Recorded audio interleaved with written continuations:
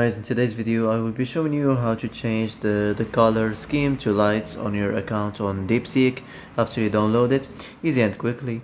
So first of all, enter the application and then go to this two lines up here and then click on your profile.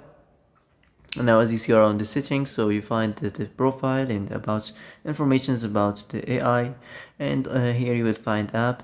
So here you can color scheme, just click on it and then you can change it to light like this.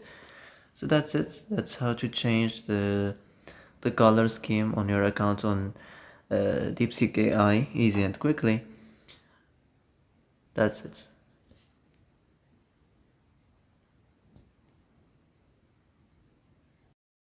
So that's it for today's video. I hope this is the answer you've been looking for.